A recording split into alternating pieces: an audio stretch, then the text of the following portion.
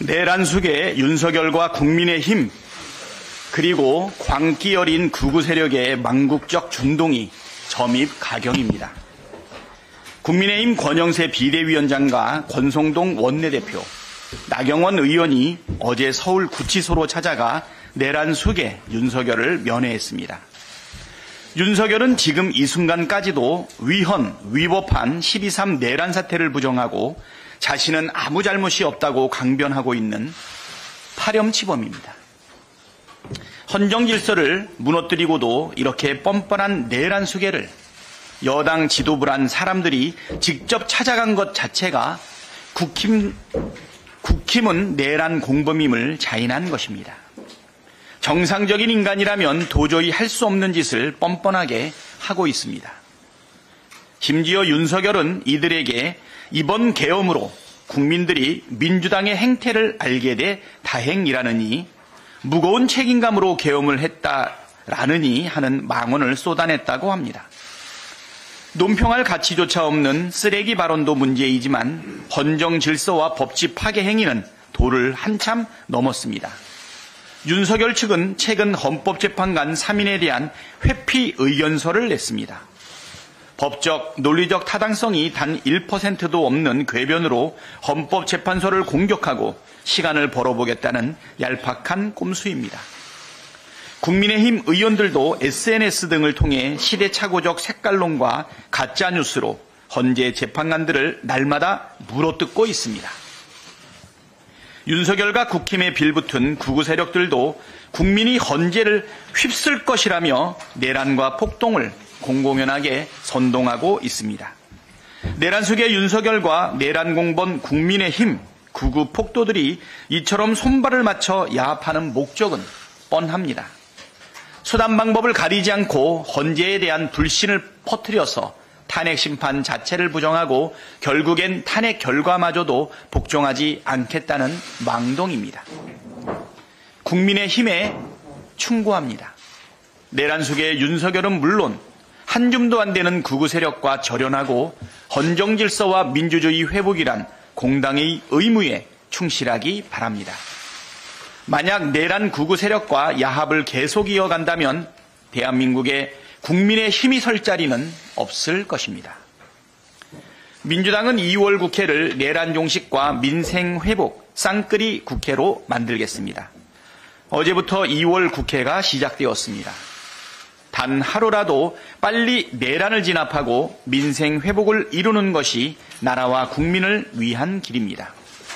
12.3 내란 국조특위는 오늘과 모레 2차, 3차 청문회를 잇따라 열고 최상목 권한대행, 이상민 전 행안부 장관 등 주요 증인과 참고인 신문을 진행합니다. 내일은 오전에 김용현이 있는 서울 동부구치소, 오후에 윤석열이 수감된 서울구치소에서 현장 조사를 진행해 내란 전모를 낱낱이 밝혀낼 예정입니다. 헌법재판소도 이번 주 중인 신문과 탄핵 재판을 잇따라 연다고 합니다. 국회의원을 체포하라고 지시한 적이 없다는 윤석열의 새빨간 거짓말을 깨트릴 증언들이 다시 한번 국민께 생생하게 전달될 예정입니다. 민주당은 헌법재판관 구인체제 완성을 통해 탄핵 심판이 정상적이고 온전하게 진행될 수 있도록 모든 노력을 기울이겠습니다. 민생 회복과 경제위기 극복에도 속도를 내겠습니다. 트럼프 정부가 전면적 관세 전쟁을 시작한 데 따른 충격파가 매우 큰데 여기에 적극 대응해야 합니다. 민주당은 이미 경제안보특위를 구성해 만반의 준비를 하고 있습니다. 심각한 내수도 살려야 합니다. 지난해 비자발적 퇴직자가 137만 명에 달하고 내수 침체가 장기화할 우려가 큽니다. 신속한 민생 추경과 함께 미래 먹거리를 위한 반도체 특별법을 2월 국회에서 처리할 수 있도록 최선을 다하겠습니다. 이를 위해 국정협의체를 본격 가동하자고 국민의힘에 제안한 상황입니다. 국민의힘은 어깃장 놓지 말고 초당적 협력에 나서길 촉구합니다. 네, 다음은 진성준 정책위 의장의 발언이 있겠습니다. 네, 오늘 오전에 국정협의회를 위한 실무협의가 진행됩니다. 민주당은 추가경정 예산안 편성, 민생입법, 또 반도체 특별법을 비롯한 산업 지원 4법 등 시급한 현안들의 결과를 만들어내도록 최선을 다해서 논의에 임하겠습니다. 잘 아시는 것처럼 2003년 이후 21년 만에 우리 경제는 최악의 내수 침체 상황입니다.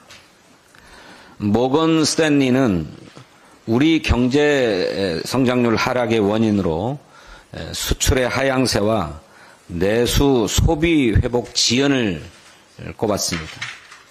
그러면서 20조 원 규모의 추경을 하면 성장률을 0.2%포인트 높일 수 있다고 전망했습니다.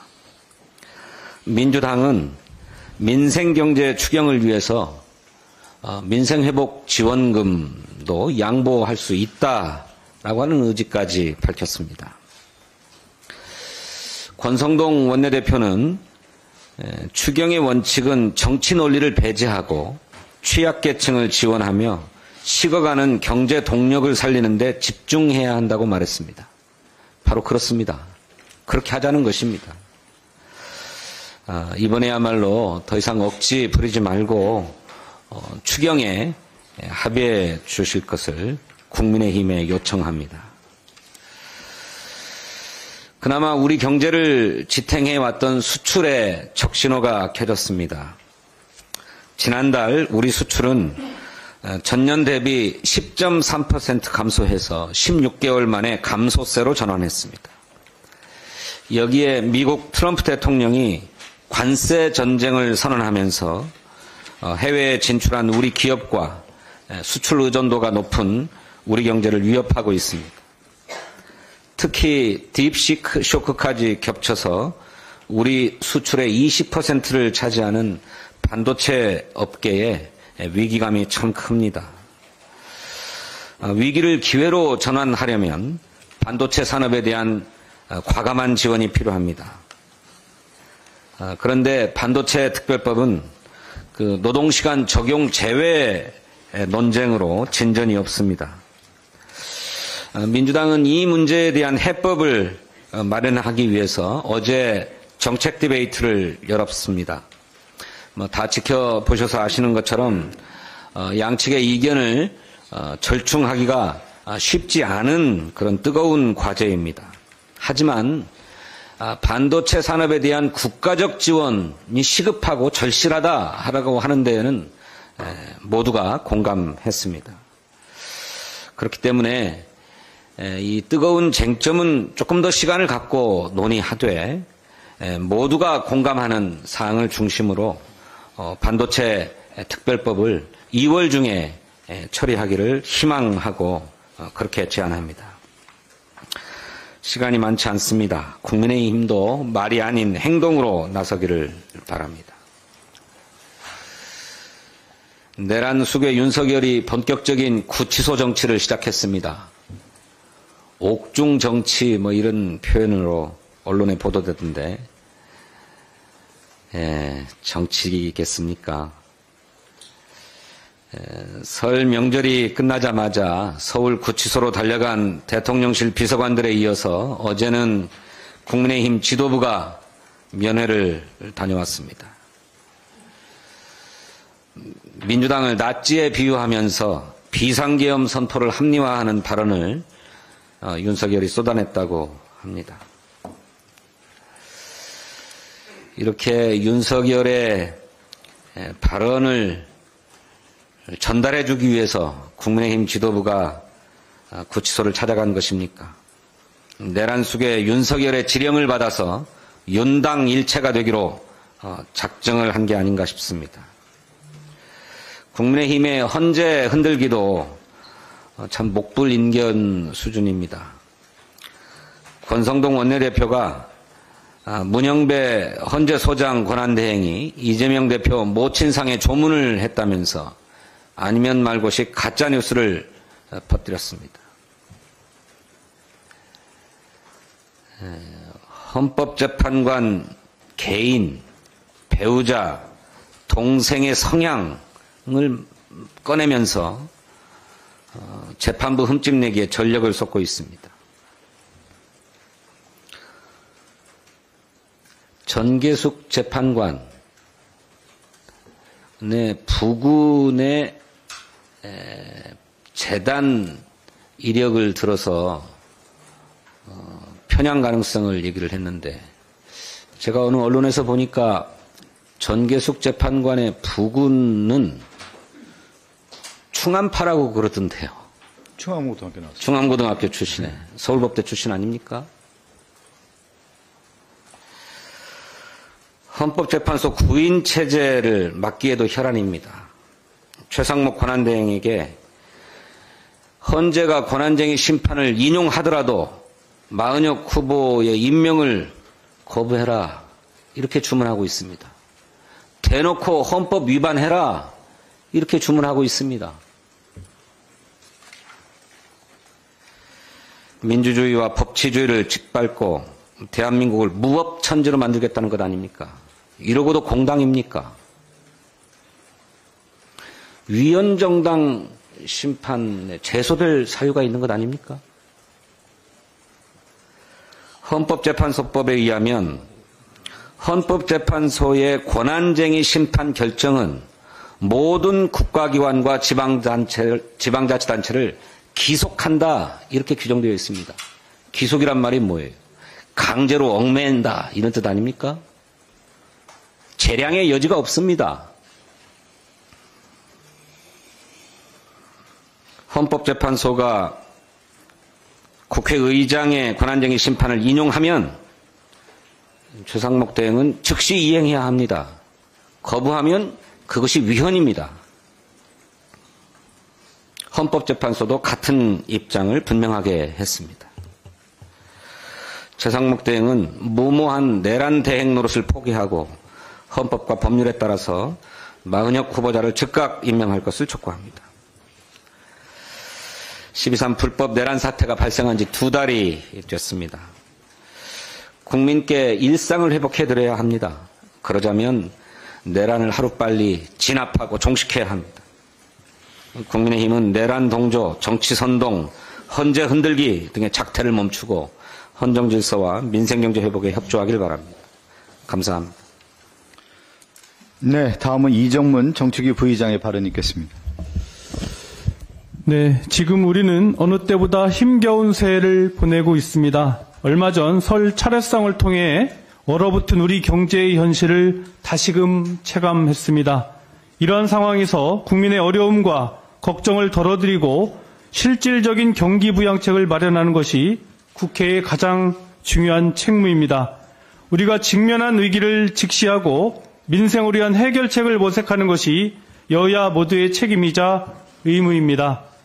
새해에도 민생 시계는 계속 돌아갑니다. 민주당은 2월 임시국회를 통해 민생과 직결된 법안들을 신속하게 처리하도록 하겠습니다. 특히 상임위원장이 국민의힘 소속인 상임위원회에서 민생 법안의 처리가 지연되고 있습니다. 민생회복에 대한 국민의힘의 의지가 진심이라면 즉시 상임위를 가동해서 민생 법안 논의를 시작할 것을 다시금 촉구합니다. 국민들께 새해의 희망을 돌려주십시오. 지금의 혼란을 신속하게 극복하고 더 안정되고 더 굳건한 나라로 다시 나아갈 수 있도록 조속한 추경 편성이 절실합니다. 쓸데없는 아집으로 재정정책의 골든타임을 놓치지 말기를 진심으로 바랍니다. 곧 있을 국정협의체 실무협의회에서 추경 편성에 대한 정부와 여당의 전향적인 논의를 기대합니다. 아울러 연금 개혁안에 대한 논의도 더 이상 미룰 수 없습니다. 우리 사회의 고령화가 빠르게 진행되고 있는 가운데 보험료율과 소득 대체율에 대한 모수 개혁부터 조속히 논의를 시작해야 합니다. 연금 개혁은 국민의 노후 보장을 위한 핵심 과제인 만큼 민주당은 합리적인 개혁안을 마련할 수 있도록 최선을 다하겠습니다. 국회는 국민의 신뢰 속에서 존재합니다. 새해에는 그 기대에 부응할 수 있도록 더욱 노력하겠습니다. 2월 임시회를 통해 민생 법안을 신속히 처리하고 민생회복을 위한 실질적인 대책을 마련할 수 있도록 민주당이 앞장서도록 하겠습니다. 국민 여러분께서 새마음, 새뜻으로 새해를 시작할 수 있도록 최선을 다하겠습니다. 앞서 정책위 의장님께서 말씀이 있으셨듯이 어제 반도체 특별법과 관련된 정책 디베이트를 진행했습니다. 우리 경제의 큰 축을 담당하고 있는 반도체 산업의 발전을 위해 국가적 지원이 필요하다는 데에는 여야 모두 공감대를 이루고 있습니다. 그래서 반도체 특별법의 주요 쟁점인 주 52시간제 예외 조항을 두고 반도체 산업의 경쟁력 강화라는 산업적 요구와 노동자의 건강권 보호라는 사회적 가치에 대해 양쪽의 입장을 허심탄회하게 나누었습니다. 중요한 것은 두 가치의 균형입니다. 뭐 아니면 도식의 불필요한 대립이 아닌 산업과 노동 모두에게 지속 가능한 미래를 보장할 수 있는 조화가 필요합니다. 이러한 취지 아래 어제 디베이트를 통해 상호 간의 오해는 어느 정도 해소되고 신뢰를 쌓았다고 봅니다. 이제는 민주당이 나서겠습니다. 양측과 충분히 소통하고 설득해서 조속히 합리적인 방안을 마련해서 힘차게 추진하겠다는 말씀을 드립니다. 이상입니다. 네, 다음은 김남희 부대표의 발언이 있겠습니다. 보건복지위원회 소속 광명을 김남희입니다. 국민연금 개혁 더 이상 미루어서는 안 됩니다. 국민연금은 계층 간 세대 간 연대를 통하여 우리 국민들의 노후를 보장하는 중요한 복지제도입니다. 통계청이 실시한 사회조사에서 전 국민의 59.1%가 주된 노후준비 수단이 국민연금이라고 답변했습니다. 국민연금은 이제 전 세대에서 가장 중요한 노후준비 수단이 되었습니다. 모든 국민들의 노후를 안정적으로 보장하기 위하여 적절한 소득 보장과 지속 가능성의 제고라는 과제를 안고 있습니다. 그러나 연금개혁의 과제는 2007년 이후 18년간 국회의 문턱을 넘지 못했습니다. 지난 21대 국회에서 연금특위와 공론화위원회라는 2년에 걸친 과정에서 의견을 모았고 보험료율을 올리면서 소득 대체율도 올리는 더 내고 더 받는 국민연금 개혁에 대하여 합의가 이루어졌습니다. 21대 국회 막바지에 이재명 당대표는 국민의힘에서 제안한 소득 대체율 조정에 대하여 양보를 하면서까지 합의를 이끌어내려고 노력했습니다. 하지만 윤석열은 공론화 합의와 이재명 대표의 제안을 전면 거부하고 연금 개혁 논의를 파기하였습니다. 22대 국회에서 윤석열 정부는 국민들이 수긍할 수 없는 연금 삭감 장치인 연금 자동화 장치 도입을 제안하여 국민들의 분노를 사기도 했습니다. 지난 연휴 직전 국회 보건복지위원회에서 연금 전문가들이 참여하여 국민연금법 개정안에 대한 공청회가 열렸습니다. 공청회에서 여야 의원들, 전문가들 모두가 연금 개혁을 미뤄서는 안 된다는 것, 보험료를 올려야 한다는 것, 그리고 국민들의 노후를 배제되는 사람 없이 폭넓게 보장해야 한다는 것에 동의했습니다. 이제 그 합의를 바탕으로 신속한 연금 개혁을 추진해야 합니다. 몇 가지 분명하게 해야 할 지점들이 있습니다. 국민의힘은 국민연금뿐 아니라 퇴직연금, 기초연금을 포함한 연금 전체의 구조개혁을 논의하는 연금특위를 꾸리지 않으면 안 된다며 국민연금 개혁을 지연시키려고 했습니다. 그러나 퇴직연금, 기초연금 개혁에 대하여는 윤석열 정부, 국민의힘은 지금까지 한 번도 제대로 된 개혁안을 제시한 적이 없습니다. 지금까지 논의되지도 않고 아니 마련되지도 않은 주제를 끌고 와서 시급한 국민연금 모수개혁을 지연시키는 것은 연금개혁을 미루려는 꼼수에 불과합니다. 21대 국회에서 충분히 사회적 합의가 이루어진 국민연금 개혁을 특위 구성을 핑계로 지연시키지 마십시오. 두 번째로 국민의힘은 미래 세대를 핑계로 국민연금에 대한 불신을 조장하는 시도를 멈춰야 합니다. 통계청 조사에서 20대의 62.4%, 30대의 60.2%가 주된 노후준비 수단으로 국민연금을 꼽고 있습니다.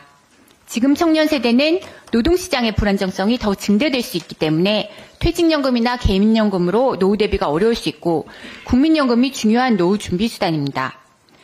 은퇴를 앞둔 중장년 세대가 연금에 대해 기여를 할 수 있도록 국민연금 개혁을 빨리 이행하는 것이 청년을 위한 기성세대의 책임 이행이기도 합니다. 연금 개혁이 적절히 추진된다면 국민연금은 수지 균형을 이룰 수 있으며 청년에게 부담을 넘기는 것이 아니라 청년들의 노후를 보장하기 위한 복지제도로 안정화될 수 있습니다. 청년 세대에게 불리하다는 과장과 왜곡으로 공포감을 조성하여 제도에 대한 불신을 확산시키는 것을 멈추고 모든 국민의 노후소득을 보장하고 지속가능성을 제고하는 연금개혁을 이루어야 합니다. 마지막으로 국가도 국민을 위한 국민연금에 대한 역할을 해야 합니다. 가입자가 낸 보험료와 기금 운용 수익만으로 재정 안정을 확보하기 어렵습니다. 국민연금에 대한 국고 지원은 미래 세대를 위한 투자이며 대부분의 국가가 이행하고 있는 재정 안정화 방안입니다. 국민연금 기금에 대한 국고 지원 지금 거의 이루어지지 않고 오히려 국민연금공단 운영비, 인건비조차 국민들이 납부하는 보험료에 떠넘기고 있습니다. 지금부터라도 국민연금 국가지급 보장, 국민연금 운영의 국고 책임, 출산 크레딧과 군복무 크레딧 확대, 저소득 직장가입자와 지역가입자 지원을 통해 국민연금 재정 안정화와 취약계층의 노후소득 보장을 추진해야 합니다. 국민의힘에게 국민의 노후에 대해 책임 있는 자세로 국민연금 개혁에 임할 것을 촉구합니다. 국민의 노후 보장 더 이상 미루지 마십시오.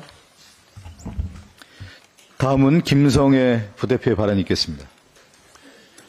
대한민국 경제에 암운이 드리워져 있습니다. 한국은행은 올해 경제 성장률을 지난 11월 1.8% 성장 예상에서 1.6에서 1.7%로 하향 조정할 가능성을 암시했고 주요 국제투자은행들도 성장 전망치를 일제히 낮추고 있습니다. 모건 스탠리는 1.7%에서 1.5%로, 시티은행은 1.5%에서 1.4%로, JP모건은 1.3%에서 1.2%로 낮췄으며 영국의 캐피털 이코노믹스는 1.1%까지 전망하고 있습니다. 한국경영자총협회 역시 올해 성장률을 1.6%로 예상하고 있습니다.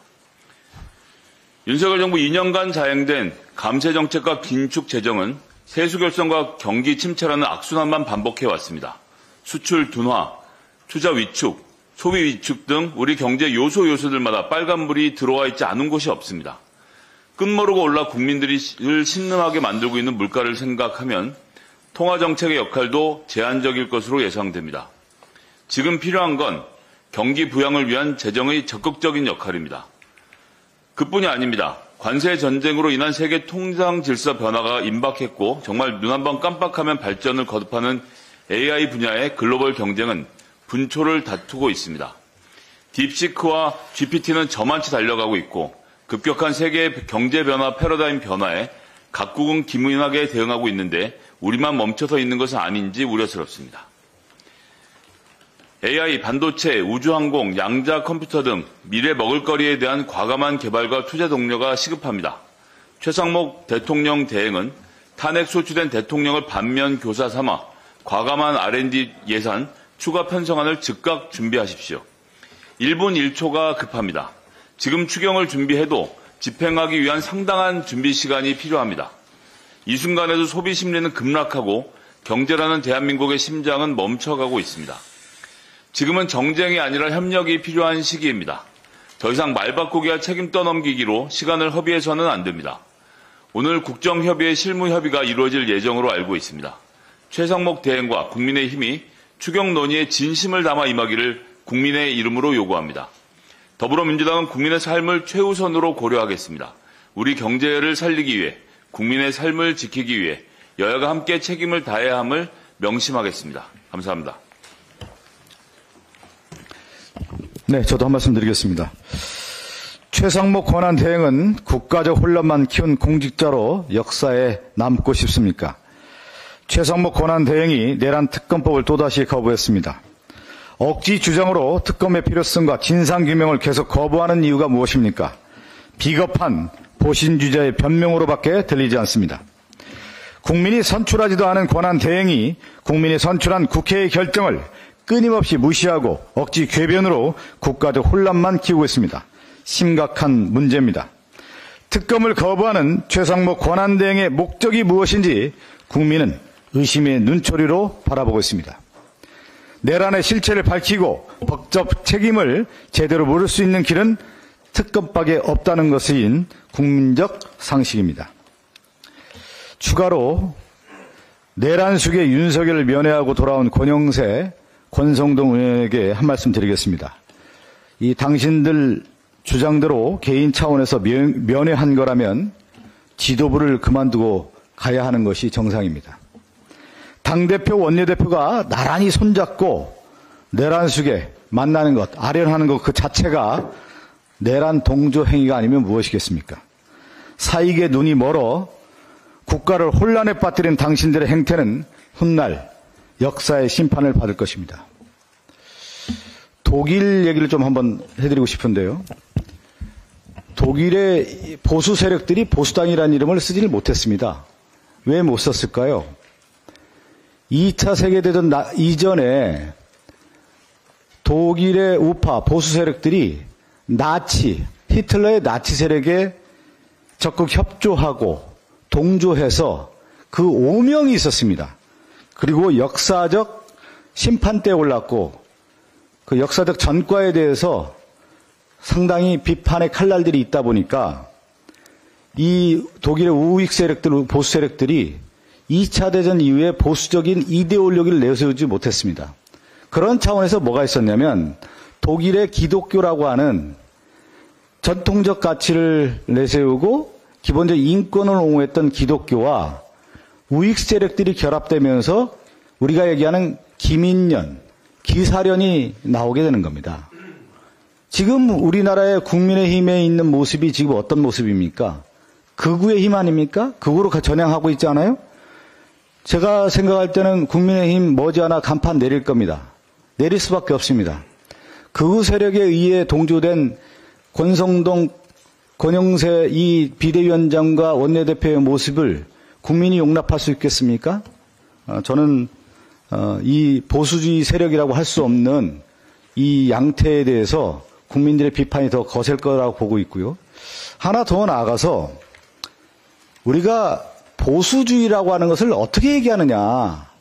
그래서 정치학계도 그렇고 누구를 가장 먼저 얘기하냐면 에드먼드 버크를 얘기를 많이 하는데요. 버크가 이 보수주의의 원류라고 하는 얘기를 많이 하는데 보수주의의 기본적 가치는 뭐냐면 국가의 보존입니다. 국가의 보존. 근데 국가의 보존을 위해서 뭐가 필요하냐? 점진적 변화가 필요하다는 거예요. 점진적 변화가 필요하고 점진적 개혁은 필수 불가결하다. 이렇게 하는데 그 점진적 변화와 개혁에 있어서는 고도의 신중함이 필요하다는 게 보수주의자들의 생각인데 그래서 어떤 얘기를 하냐면 에드먼드 버크가 제가 하나 인용을 해볼게요. 이 변화, 개혁은 아버지의 상처를 치료하는 심정으로 경건한 두려움과 떨리는 마음으로 임해야 된다는 거예요. 근데 윤석열의 모습이 보수주의자입니까? 헌정 질서를 무너뜨리고 국가 질서를 무너뜨리고 이 국민의 상처를 파헤치는 그런 무모함으로 비상계엄을 했던 사람 아니겠습니까? 극우파네요. 히틀러의 모습을 그대로 지녔던 윤석열의 모습을 보수주의의 원류라고 할 수 있겠습니까? 우파의 모습이라고 할 수 있겠습니까? 극우파의 모습 아닙니까? 그런 차원에서 권성동, 권영세 이 둘의 국민의힘 지도부가 윤석열의 아련하고 만나고 손잡고 하는 모습이 결국은 극우와 함께 가겠다라는 모습이기 때문에 저는 독일 사례를 말씀드리는 것처럼 국민의힘은 앞으로 간판을 내릴 수밖에 없다. 극우의 세력으로 이미 전락했다라는 말씀 드리겠습니다. 이상입니다. 원내대책회의를 마치겠습니다.